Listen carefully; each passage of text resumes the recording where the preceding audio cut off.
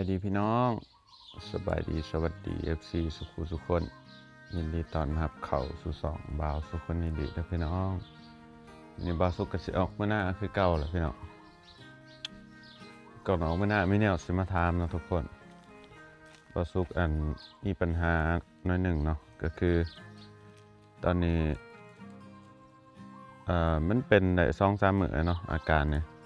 บ่าวสุกแนมบ่ค่อยอยากเห็นเนาะเบื้องมันเวลาบ่าวสุกแนมไปมันสิมั่วๆแถวข้างๆจอยสมมุติว่ามันเป็นสี่เหลี่ยมเนาะแบบการมองเห็นเป็นสี่เหลี่ยมบ่าวสุกมักแนมบ่เห็นบอลข้างแจบอลจอมันจังซี่น่ะนะพี่น้องอธิบายประมาณนี้เนาะบางเทื่อก็แบบแสงแฟลชเห็นแสงแฟลชอยู่ในตาตัวเองหั่นนะพี่น้องอันนี้พอหูอยู่ว่าน้องบ่าวสุกกับไปหาใน Google ในหยังอยู่ก็จะว่าญาณมันเป็นหยังว่าต่อกระจกต่อหยังจะมีหยังโรคในสายตาเนี่ยเนาะเป็นหลายเทื่อแหละพี่น้องบางเทื่อก็เป็นแบบแนมบ่เห็นเลยนะแบบแสงผ่ามั่วไปในตาเลยแล้วก็โอ้จนต้องเลยแบบรับตาจนในนอนเนาะพี่น้องก็ดนมันจังดีขึ้นคือตอนนี้แบบแนมไปไสก็บ่แจ้งเห็นมั่วๆไปเลยพี่น้องเลยไปเดี๋ยวว่าสุดออกมาหน้าก่อนพี่น้องเลยเนี่ยมันก็เห็นอยู่แต่ว่ามันเป็นจังได๋มันบ่แจ้งขนาดพี่น้องมันก็มืดๆโอ้ใครจะเป็นอะไรเนี่ยคือนี่ฝนตกแล้วนี่เนาะพี่น้องคิดน้ำสายตาบ่าวสุกเด็กเป็นอย่างเด็กไปอย่างกันแนะนำมาบอกบ่าวสุกเนี่ย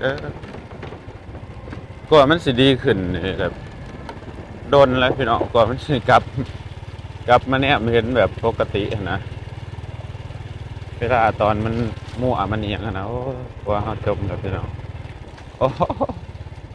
ว่าจมน้ำแล้ว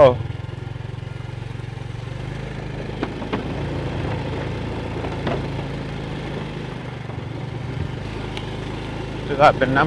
ำเด่นเทอร์ซับลายบ่เป็นน้ำดินเทอร์ซับเด้อแล้วก็นอนเด้อประจับพี่น้องเลยตะกี้สายตาบ่สุกกันยังดีๆเลยพี่น้องมาวันนี้มาเอียงสายตาเอียงแล้วก็มันเป็นแนวอื่นบ่บัดนี้หรือว่ามันแผ่แสงบ่นี่พี่น้องเริ่มดีขึ้นละเริ่มแนมเห็นแจ้งละนั่นคือบ่าวสุกเล่นโทรศัพท์อยู่กลางแจ้งนะนั่นคือก็เป็นในแบบแนมบ่เห็นเพราะเป็นน้ำปล่อยเล่นโทรศัพท์เลยเริ่มแจ้งแล้วพี่น้องบัดนี้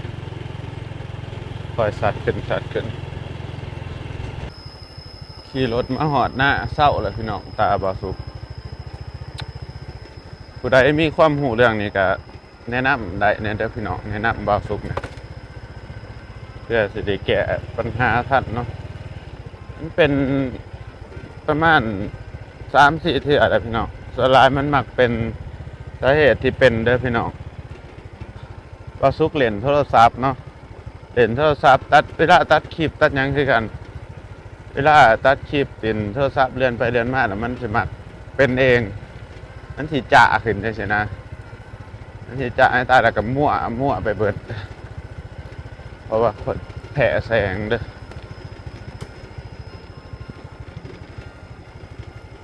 ฮอดหน้าเลยพี่น้องเมื่อเช้านี่ฝนก็ตก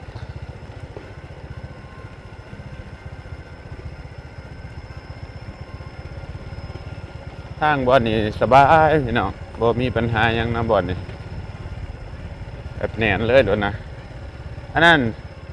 บ่าวสุกสร้างหญ้าแฝกมาเด้อพี่น้องแต่ว่าบ่ทันหอดจักเทื่ออยู่ยังอยู่ฝั่งไทยอยู่ท่านมาหอดลาวจักเทื่อนักบ่อนนี่อยากมีปัญหาให้บ่จริงใครเราติดไหมนี่อ๋อวัยรุ่นใกล้กับมาเนาะ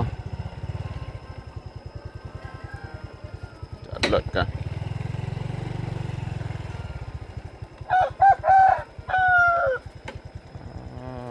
ก่ตีนมานี่เสยเอามาตีป่ะเนี่ย ทีมงานไก่ตีเดี๋ยวสิได้อยู่ว่าเป็ดหาไปให้ใส่แบบนี้เป็ดเท่าแล้วเป็ดโตฮะโอ้มันเฉพาะกินวะเฮ้ยเป็ดมาอันนี้เห็ดเดือดแปลงนะพี่น้องมืออื่นจะมี FC มาเด้พี่ฟุกว่าสิมาตั้งแต่เสียงรายเขาโอ้หนามเป้งมานี่วะคุดเป้งนี่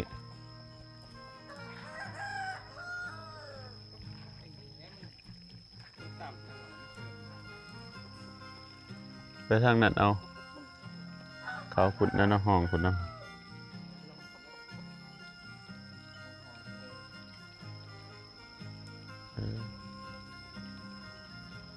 นี่ขันขุดห้องไปนี่ก็ให้มันลงห้องขุดเนาะ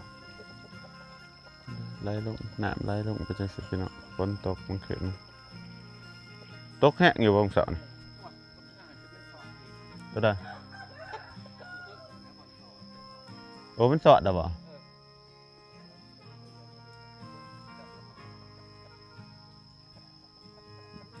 ไอ้ดอนเพิ่นมาขุดอันนี้บ้านนี้นะน่าจะใส่ท่อได้สั่งหญ้าแฝกบ่เหาะจักเถื่อนี่อยู่อันน่ะอยู่บ่เป็นตายแล้วบ่ได้พี่น้องหญ้าแฝกบ่สุกตายค่าคนส่งแล้วบ่จักโอ้จังว่าดีแล้วบ่สุกสั่ง 1,000 ต้นมาก่อนเนาะพี่น้องบ่สุกอยากลองสั่งเบิ่งก่อนนะว่ามันสิเป็นจังได๋คันมันตายก็สิบ่กล้าสั่งแม่เล็กให้เงินมา5,000 บาทพี่น้องหาก็สั่งไปมื้อนั้นเบิด300-400ปลายเนาะ400กว่าบาทลองสั่งมาเบิ่งถ้ามันเป็นจังไดมันตายค่าขนส่งบ่สุกก็สิเปลี่ยนที่อยู่ใหม่เนาะสิมาใส่อยู่ในเมืองปากเสดแล้วเขาไปเอานะพี่น้องแต่มิดคิดว่ามันสิฮอดไว้กับนานฮอดนะดินี่หัวสิงไข่ที่บ่สุกปลูกติดได้พี่น้องตัวนี้ติดแล้วซุมนี้เดี๋ยวสิเอามาปลูกใหม่อีกตอนแรกนี่แหละตัวนี้ก็ติดฝั่งนี้ติดเบิดเนาะเพราะว่ามันหนามันอยู่นี่เดี๋ยวมันซึมมาพร้อมฝนตกเสมอส่วนแถวนี้บ่เหลือเลยพี่น้องเอ้ยทางเฮาน้ำเสาะจังซี่เลยเนาะก็สิประมาณนี้ที่บ่าวสุกบอกกับสิว่าถ้าเวลาฝนตกมันน้ำเสาะจะเสาะประมาณนี้เด้อพี่น้องถ้าตก3เบิดฝนนี่ก็สิเบิดหลายอยู่ทางข้างนี่เพื่ออันนี้แหละส่วนหัวสิงไข่บ่นี่ตายเนาะพี่น้องบ่รอดตัวนี้ก็บ่รอดได้ตกนี่ติดอยู่นี่ตัวนี้เดี๋ยวบ่สุกสิเอามาปลูกใหม่น่ะมันเสาะแน่มื้อน่ะก็ขุดบ่อันนี้แน่ขุดบ่เลิกแน่แถมตอนเฮาปลูกน่ะมันนั่นน่ะพี่น้อง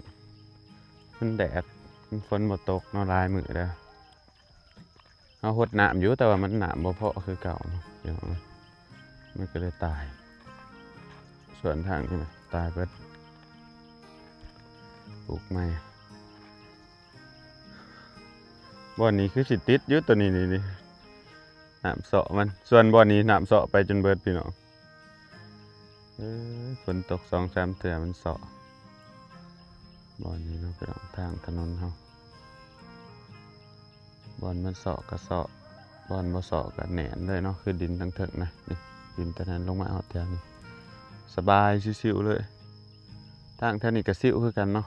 หากมันบ่สุกคิดว่า3บิดหน้าฝนแถวนี้น่าจะเป็นห้องเสาะหลายเลยเนาะไปเบิ่งในติมห้องมันเสาะออกเตรียมตัวต้อนรับ FC พรุ่งนี้พี่น้องมื้ออื่นพอกัน FC เพิ่นสิมาจักเพิ่นสิฮอดตอนจักโมงแล้วพี่น้องสิหาเซฟก่อนเซฟคำสีเซฟ A แล้วเป็นอันเฮ็ดเมนูเลือดแปลงเนาะเพราะว่ามีแต่2คนเพิ่นเฮ็ดเป็นโอ้บ่นี่จะแม่นแห้งคักเป็นหูจงโป่งเซฟ A บ่ลาวมื้ออื่นเตรียมเด้อ เฮ็ดโตและเฮ็ดเลือดแปลง FC สิมาแต่ไทยหลายมื้ออื่นออกมาเด้อมากินนำกัน อัน ทำแสงมันหน้าฮะเป็นสิมาบ่กระสิแม่นกระสิระเพาะกันหลายคนมื้ออื่น FC สิมาแต่ฟังท้ายเพิ่นจะมากินเลือดแปลงนี่นะทุกคนเซฟเฮาสิให้เฮ็ดแต่ว่า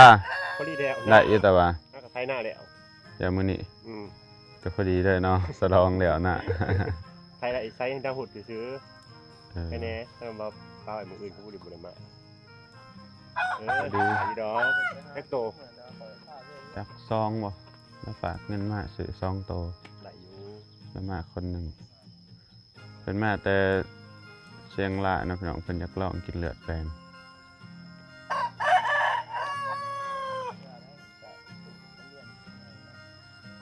ซื้อน้ำแข็งมาอยู่บ่ใช่อันนี้ก่อนเดี๋ยวเฮาสิพาพี่น้องไปหาหน่อไม้เด้อพี่น้องมื้อนี้ฝนตก 2-3 เทื่อแล้วเนาะเดี๋ยวสิเข้าไปหาอีกแค่รอบหนึงกับหลานๆ2 คน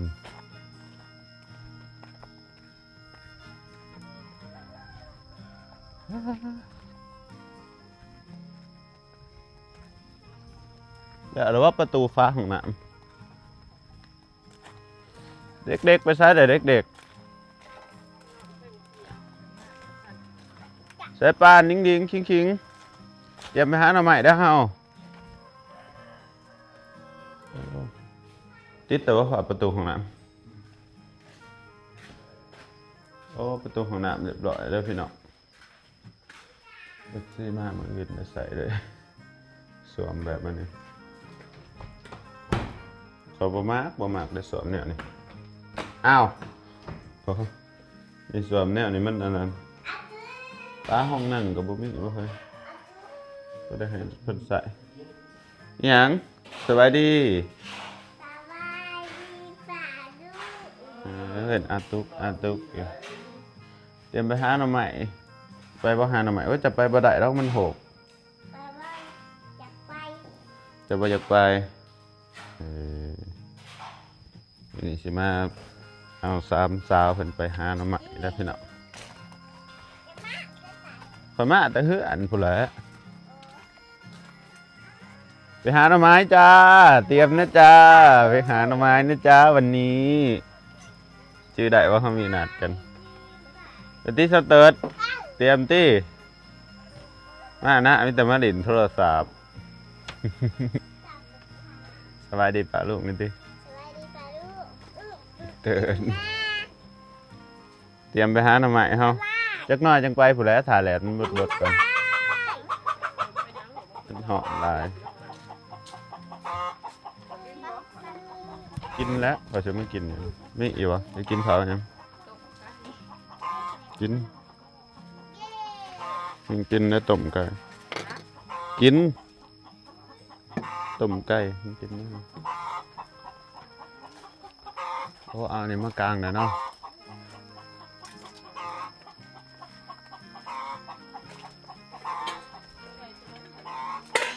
ไป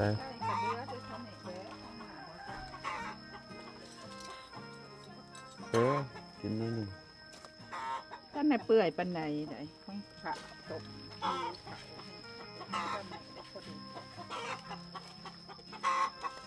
อันนี้เป็นเอาอันนี้มามุ่งทางเครื่องนะน้องพี่น้องให้ฝนมันสาดใส่แล้วก็บ่ให้ใบไม้มันตกลงมาเนาะพรุ่งนี้ FC มากับเดี๋ยวตอนแรกบ่สุสิมันเซตหาเพิ่นใหม่ว่าเพิ่นมานอนอยู่นี่ก็เอาเต็นท์มากางให้เพิ่นนอนเนาะ เต้นมาก จะสินอนมานำบ่ เดี๋ยวเนาะอยากกินได้เหมือนมีแต่ตอนก็ไปให้ได้นะ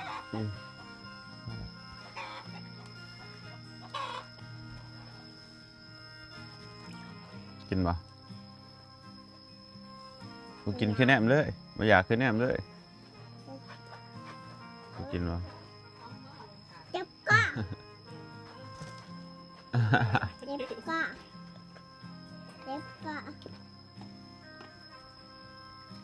โอเค ฮะ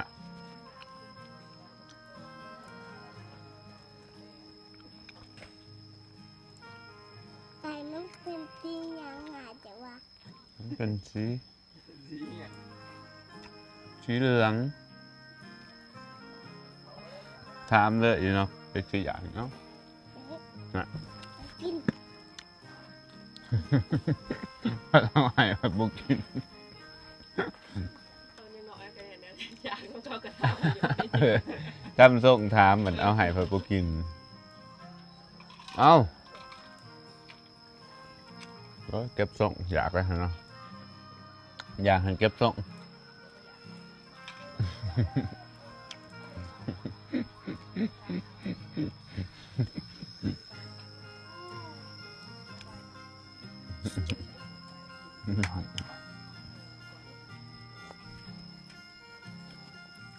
เป็นน้ำหมูหัวขวัญบ่จังมากะกิน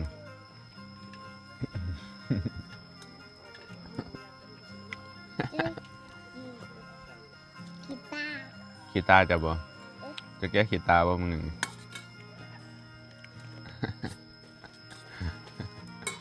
จากขีตาใช่เนาะเอาเพจนี่เนาะ